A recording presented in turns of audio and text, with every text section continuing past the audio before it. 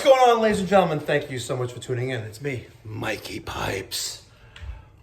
Today, we are doing something we don't normally do, but still a service that my company, Pipe Doctor Home Services, based in Woodmere, New York, with our New York office, provides to our customers. Customer, unfortunately, about a month ago, got flooded out.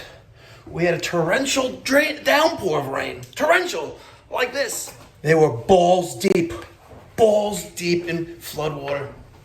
Got it pumped out, but we had some baseboard here, there, we had a convector there, and it's gotta go. Finishing up the job with a slant fin, number 30. Yeah, it's nice stuff. Unfortunately, it used to be made on Long Island.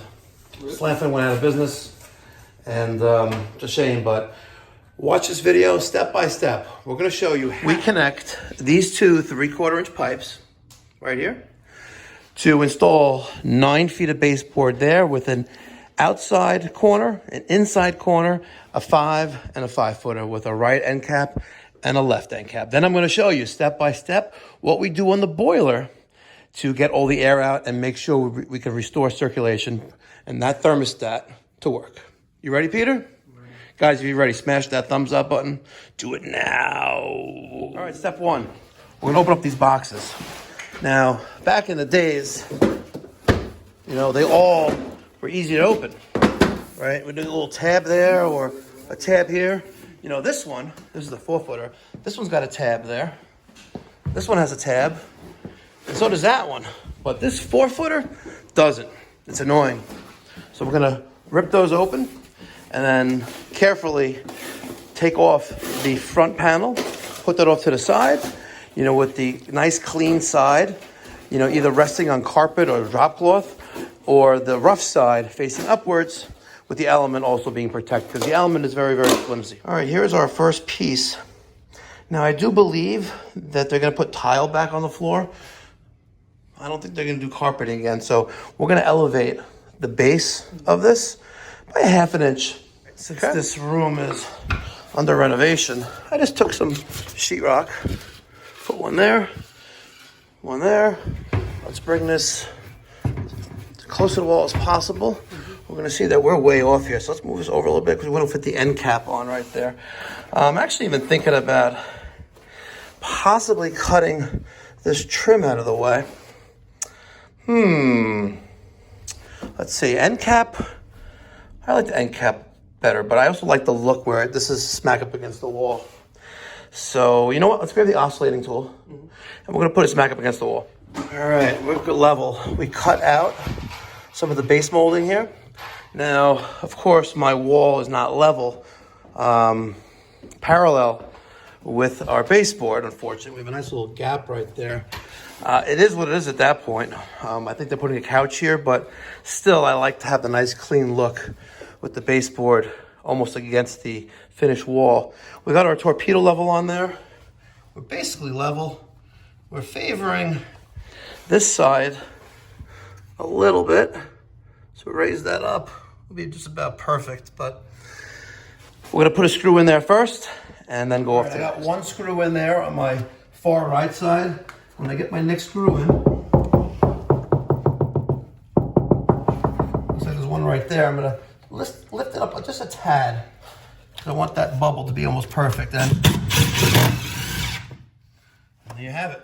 We're gonna use some 5/16 screws just to get it started, and then we'll come back with some sheetrock screws to secure this to the wall. One of my last videos where we installed about 100 feet of slant fin number 30 baseboard, someone suggested using a bandsaw. So here's my Milwaukee M18 bandsaw. This is the mini one, the smaller version. I made a little mark because we're overhanging about 1 inch from that far wall. So we just add another little inch because we use an outside 90 in that corner right there. But I just need to cut off the end. So let's line this up and let's see if we can cut this.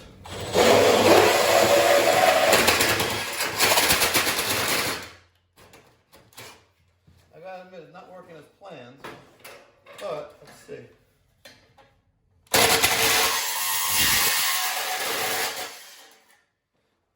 Now I get it. They told me to use the bandsaw on the copper fin tube. Oh, not the cover. I'm an idiot. No!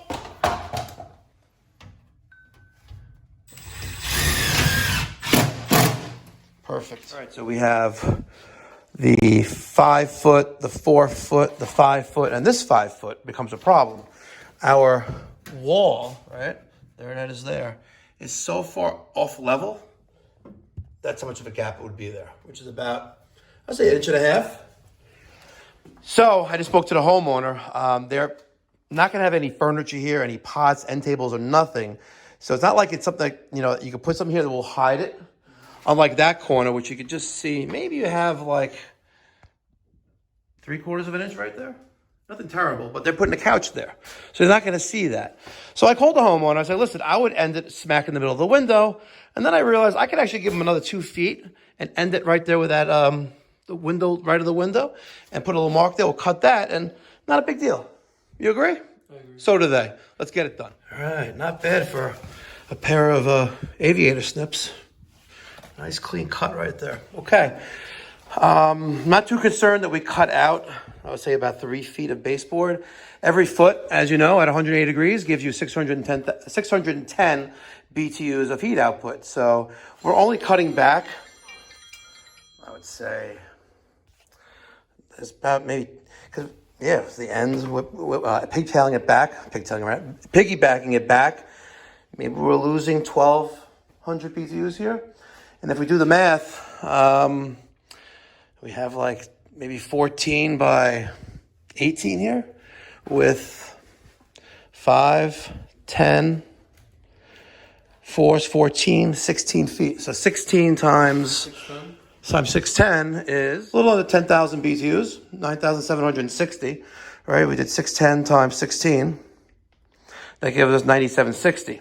Let's do a quick load calculation on this room, which is partially subterranean here, right? Because here is grade level outside. There's already people commenting right now. Mikey Pipes, you don't know what you're doing. You know, you need a lot more baseboard. It's not going to work. Well, I always say if you ain't testing, you're guessing. So we're going to use a supplyhouse.com baseboard sizing calculator to determine how much footage, linear feet of baseboard is required for this. So here we are at the supplyhouse.com website. If you go into menu, and you go into tools, and under tools, where is it? We have project calculators. See that? We're going to go to baseboard calculator. Okay. We have a cold climate. We have a room that we measured was 20 by 14. And that gave us 240 square feet. What was that, 2012? Yeah, let's do that again. Let's maybe 2012. 2012? Yeah, 240. So we have 240. We're going to use slant fin number 30, the fine line A, and we're going to do a continue. And, hey, it says Mikey Pipes. You will need 14 feet of slant fin fine line number 30A. To make sure your water boiler temperature is 180 degrees, and based on your climate selected, you will need 35 BTUs per square foot. And that's with cold. We don't really get cold. And also keep in mind, again, this is a quick calculation, but keep in mind that it doesn't really get, we're subterranean, right? So we're kind of, we're half a basement. And we're well insulated because they just redid the room with good windows. So will 5, 10, 15, 17 feet be sufficient? Absolutely. So I'd like to give a shout out to the folks over at supplyhouse.com, Real People, Real Service, not a sponsor of the channel. Thanks for having that calculator up on your website. It really helps us pros in the field get our job done more professionally. Thank you so much. Let's get the show on the road. We have 2 pipes. We have one to supply, one's a return. Doesn't matter which one's which right now. It doesn't matter at all because we have a loop. Now, I want to take one of these pipes. I want to make it this one. I want to take this one, elbow it across here, and elbow here to pick up my element. My 10 feet element is going to go back and around. And we're going to piggyback on top of the element here in this corner, make an elbow, go all the way back that way, and pick up the elements from this side.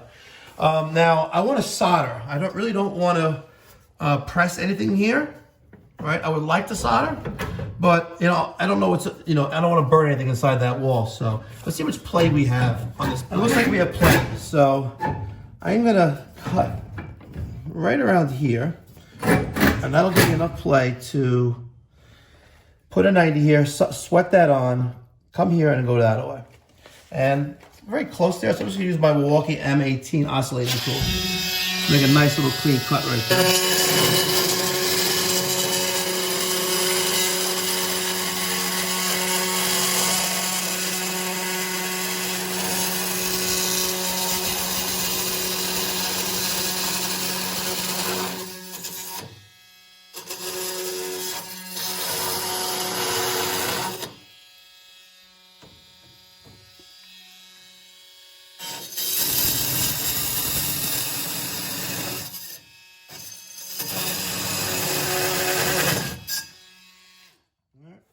And there that pipe is. We're gonna have to clean that up a little bit, deburr it, and use some scratchy paper, emery paper, to clean off that paint. All right, so I tried using my emery paper, the open grit mesh cloth, and you see you still got some paint there, right? So I'm gonna show you a little tech tip. We're gonna heat that up with the torch just a little bit to heat up that paint, and it'll come right off. A little bit of heat right there. Perfect. Now take that scratchy paper, and it comes right off. Voila. Look at that. Like brand new. Okay. All right, so I prepared a 3/4 inch copper 90. I deburred the pipe, deburred that, got that clean, and flux is applied. I'm gonna use a torch. We want to use the tip of the flame right there to touch the actual fitting that we're heating up. You don't want to heat up the pipe, you want to heat up the fitting. You heat up the fitting, you'll also be heating up the pipe. Keep in mind, it's very thin tubing, the 3/4 M. So you don't want to apply too much heat to it, or you'll burn the fitting. And when you burn the fitting, you will also burn the flux right out of it. Okay, that's one side. Here's the other. Of course it moves. Of course it moves on me.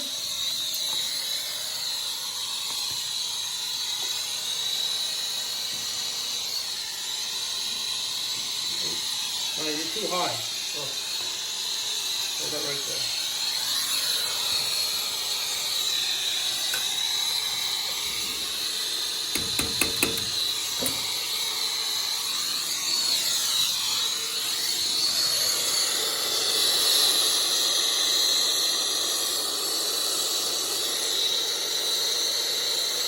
You know that steam coming out? That's water in the line. Water and soldering don't go together. Right? We may be here for a long time to heat that up, but if we don't get solder around this completely, it's not going to work, and we're going to have leaks. So we still got a lot of water that may heat up underneath. I want to try to steam out all that water. And as long as there's water in there, right, the solder is not going to catch. We've got a lot of water in there. Look up a little bit more there. There. Stuck.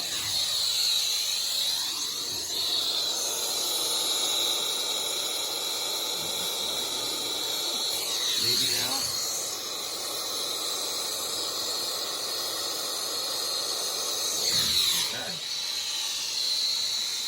Not the best looking joint right there, but you hear all that steam right there. Hopefully it's good. All right, so now we're gonna wipe off the fitting.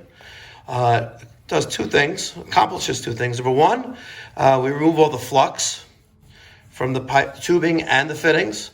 If we don't remove the flux in a short period of time, we'll have a coat of green forming on there as the flux oxidizes, like the Statue of Liberty. All right, we're also cooling off the pipe as well at the same time. That'll allow us to work with our next section, which is connecting here to there. Cool? All right, we are cleaning the tube right there, 3/4 inch M copper. Should be good, Peter. Okay, let's deburr the inside of that pipe.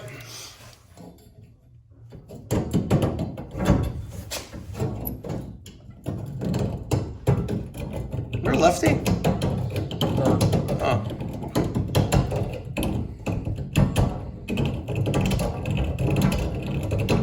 Seems like it's okay. A little interesting. Put some flux on there.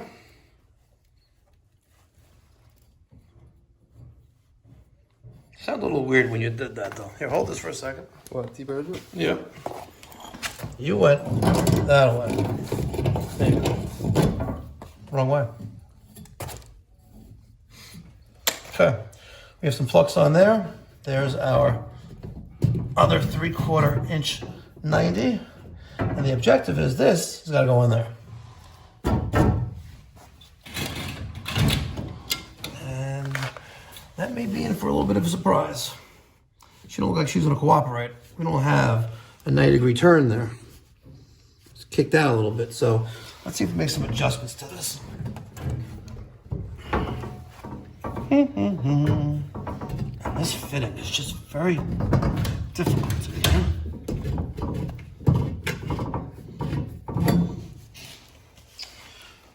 Alright, that is pretty tight. No, something's not right here with this. Try another fitting. Goes right on. Easy peasy. Look at that. That fitting was not cooperative. So let's clean this out and get it in there.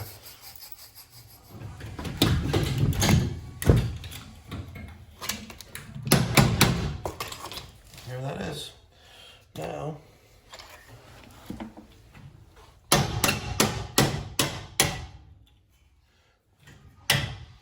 we need it right there. Perfect. Let's just get our little spacers back in there where they belong. If it cooperates, and of course it's not cooperating with me today. Nothing's cooperating with me today. Son of a bitch. This thing does not want to go on there. Why don't you want to go on there? There you go. Perfect. All right. We're good.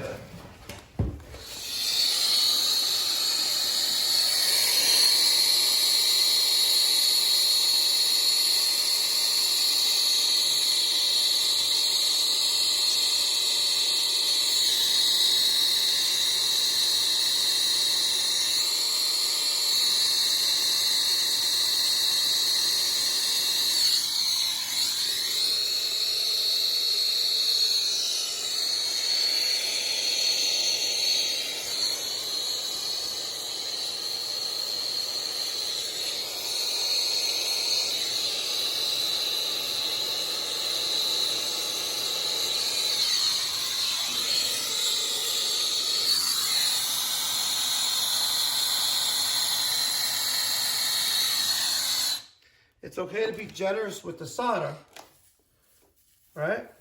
But you also don't want to leave drippage. You don't want any snots. But it's okay to be generous with the solder.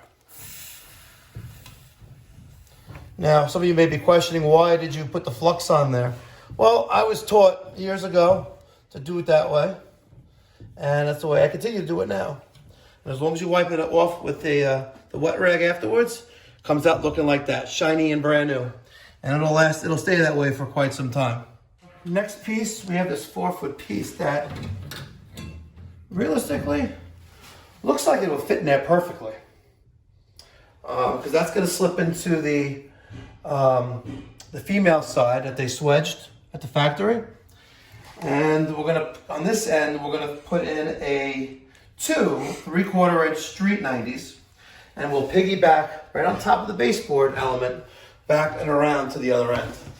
So I thought I was going to use the Milwaukee M18 bandsaw to cut that back a little bit, but we're definitely going to use it, just not right here. We're going to use it over there. So let's take this piece of baseboard out. Let's clean our swedged end with a 3/4 inch brush. And then we'll use our emery paper for the other side, apply flux, and then solder them together with our B-tank. All right, and this is how we did the end. We have a 3/4 inch street 90, another 3/4 inch street 90, and I got a length of 3/4 by 10 foot M, which is gonna go to that corner right there. So we have one joint, another joint, third, fourth. We're gonna make that turn here, staying on top of this supply or return pipe going to feeding this element, and then we're gonna come across there and then connect to our elements that are right there.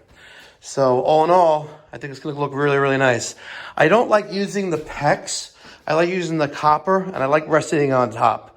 Some people put it on the bottom. I like resting it right on top. That's the way I was taught, and I think it looks really nice. And when the louvers are open, you really don't see the copper. Okay, and if you're laying on the floor, you don't see the copper. It's kind of hidden. So I think it looks nice.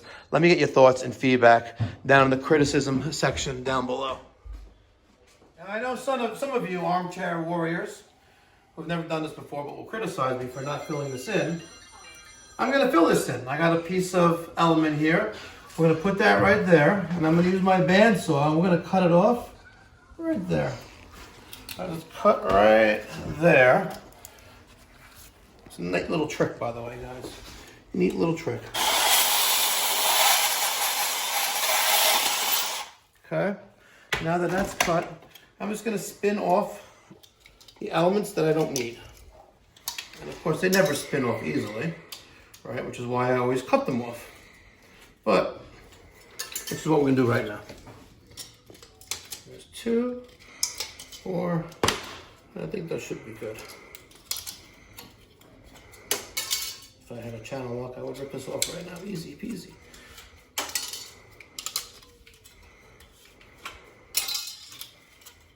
Voila.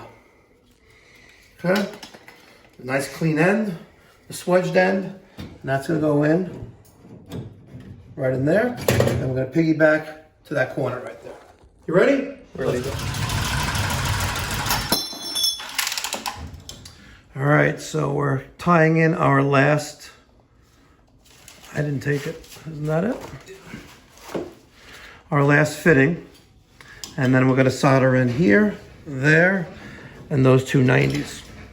All right, Peter, time for you to solder a little bit today. Okay. But first, a quiz. You ready? Mm-hmm. Okay.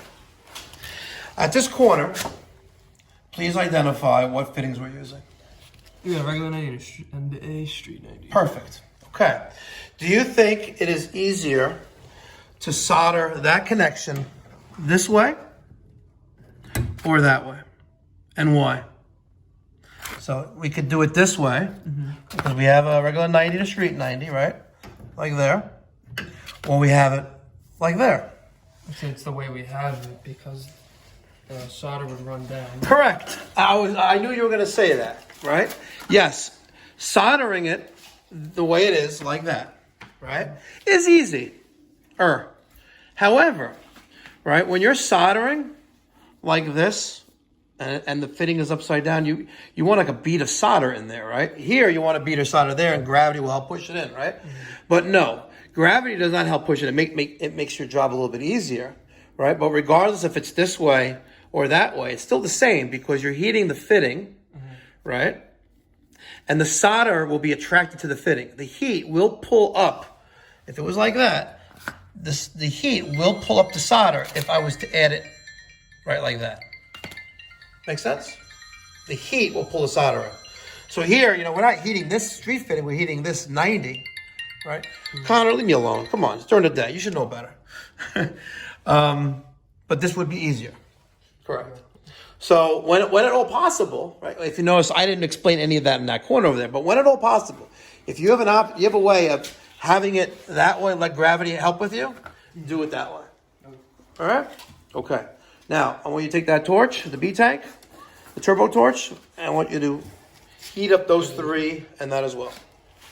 Remember, this is very thin wall, so you don't need that much heat. You'll need a lot more heat here, right, than here. But I would like you to heat this one first, right? Because the fitting will retain a lot of heat. And then you'll notice if you hit this one up, it'll need just a little bit of heat before it takes the solder. And then do that one. But remember, you don't want to keep the torch on it continuously. You don't want to overheat the fitting and burn out the flux and burn the fitting. Okay? Good. Yeah, my spark key is not working anymore. There you go.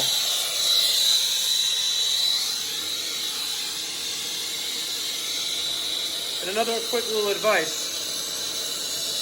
You have the flame, right, pointing straight this way, and you're going to be heating up the back baseboard. Try to turn it away so you don't, the residual heat. You want to direct that heat. All right, see if it takes. And you want to add the solder the opposite way you're adding the flame. You got to pull away, Peter. Too much heat. You can't keep force on there indefinitely.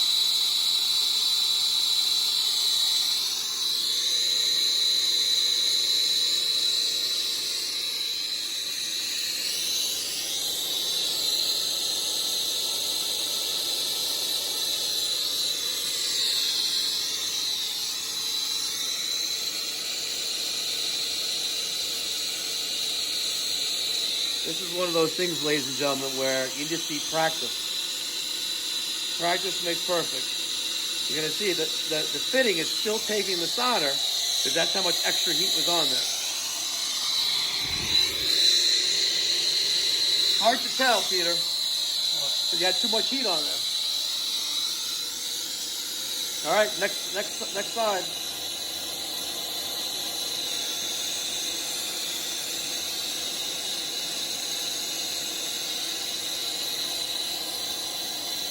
No, Peter. Remember the tip of the flame, which is right there, that needs to be touching the fitting, right? And you apply some heat. You test the heat with your solder and see if it takes it well. If it doesn't take it, brings the heat back and forth, right? But you don't want to keep the heat on there indefinitely because you'll burn the fitting.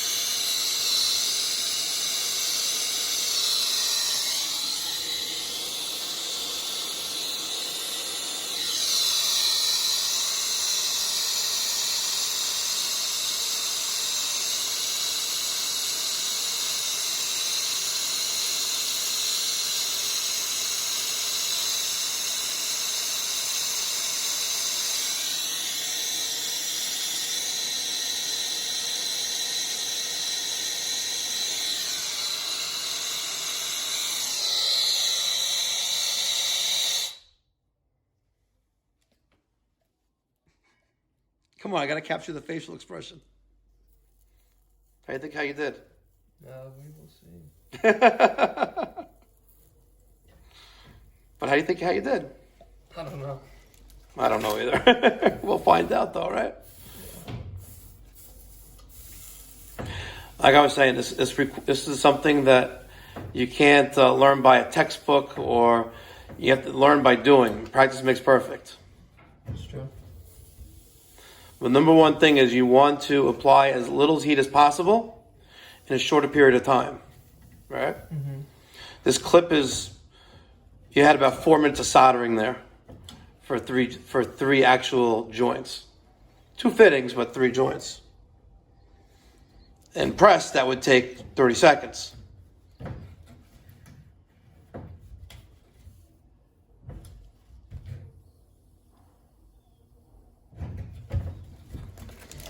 But you see how it's discolored still?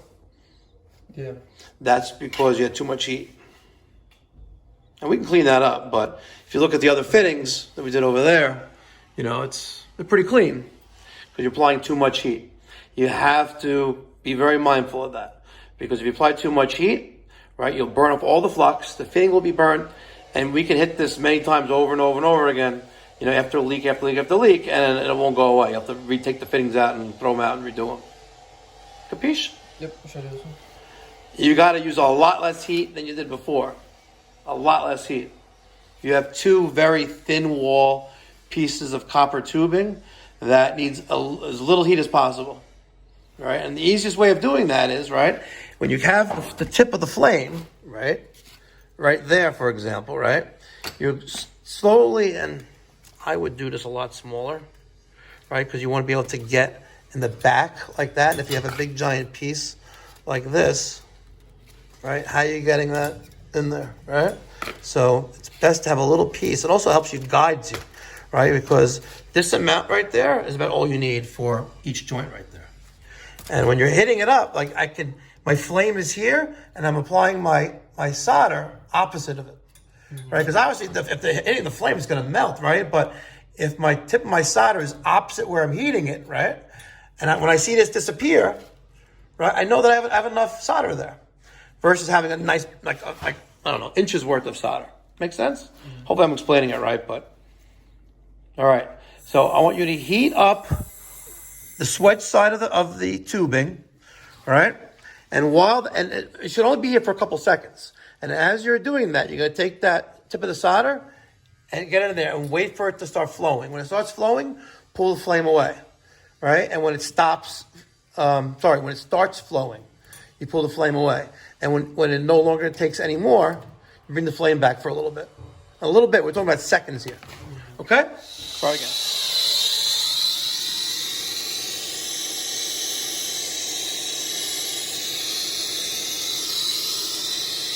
You gotta do both at the same time. Bring it a little closer. Flame. Okay, pull away. Make yourself into little tips with the solder.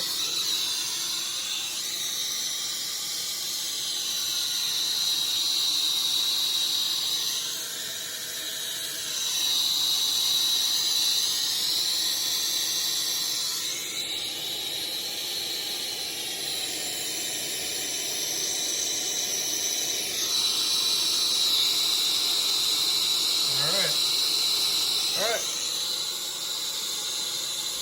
Good. Now clean it off. All right, Peter. So before we get started with this corner, all right, there's a very difficult challenge or a very difficult task ahead of us, right? We have this inside 90, right, with a wall there and a wall there, right? And we have a torch that we normally go like this with, right? Mm-hmm. You want to try to get this torch in there like that, okay, or up from underneath. I think underneath would probably be best. So if you do it like right there, that tip of that dark blue would be touching the copper fitting right there, and also right there. Okay. For the whole fitting or just for this end? Well, this whole fitting, both sides. You want to try to go from the bottom, because if you could probably go from this way. But what would happen is, since it's sucking in air from those little tubes right there, it's going to starve for air. So if you go like this, right? If you do it like this, it may be starving for air, because it's burning so much there. If you go like this, you probably won't. But you want to stay clear of that hole. Yeah. Right? So if you go like there and there, you technically should be able to Heat that up for about, I don't know, 6-7 seconds. With the solder, hit that up, and then move this over here for like 3 seconds, and solder that up, and you should be done.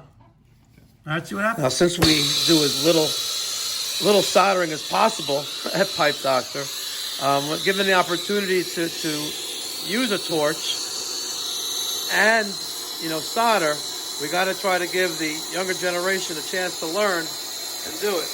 All right, remember, you want to try to keeping it there. You're doing that to test. So keep your flame there when you're dabbing the solder on top of it. And if you see it pulls it in, bring the flame closer. When you start seeing it pull in, you pull the flame away while you continue to solder. Keep going. We need more though. Practice makes perfect.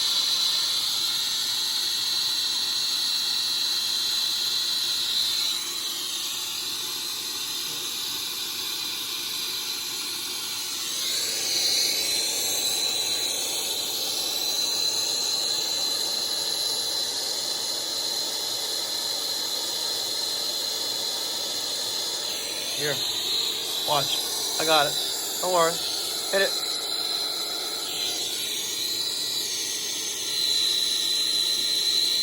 Okay.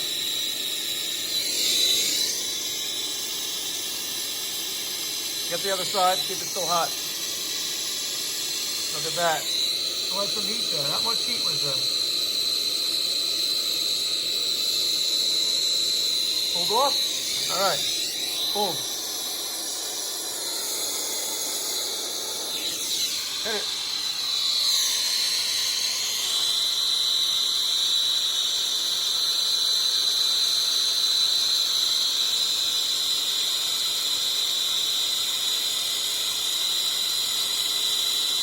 Okay, you good? Confident? Here, next one. Next one will go like that.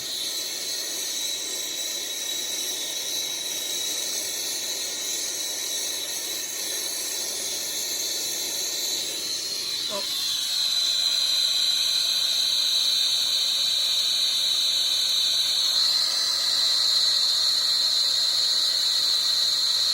Even more. You want to shove that tip into that joint. There you go. Make sure you get the bottom. Good. Now, next. Shove that tip in there. Go.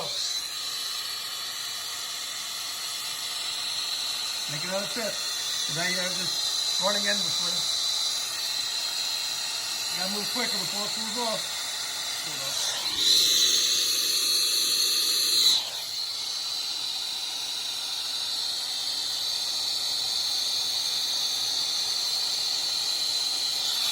Good? I would say. You would say what? No? Hit the bottom again. All right. So, that concludes soldering. Knock on wood. As long as we have no leaks.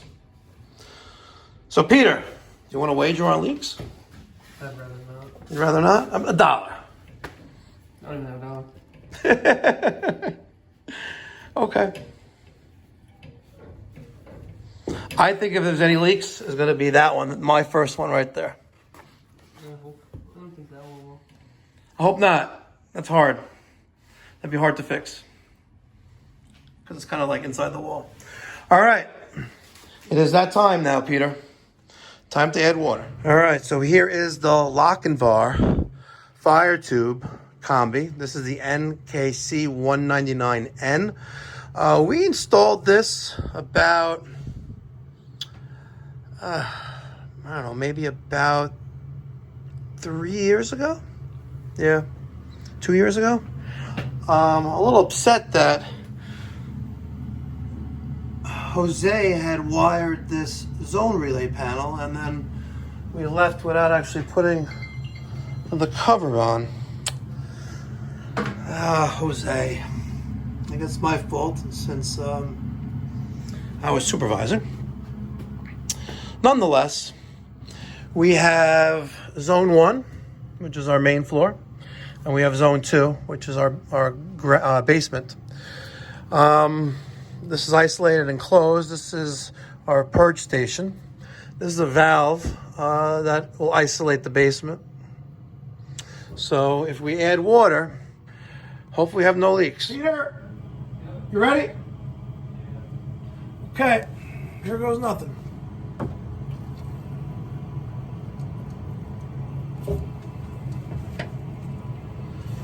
Slow and steady wins the race. All right. That looks good. That looks good.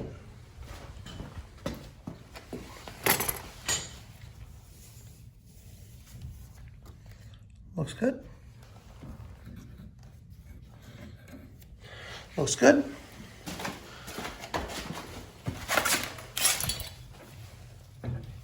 Looks good. Looks good. Good job, Peter. 1, 2, 3, 4, 5, 6, 7, 8. 8 joints, no leaks. Impressive. I got the nest bypassed.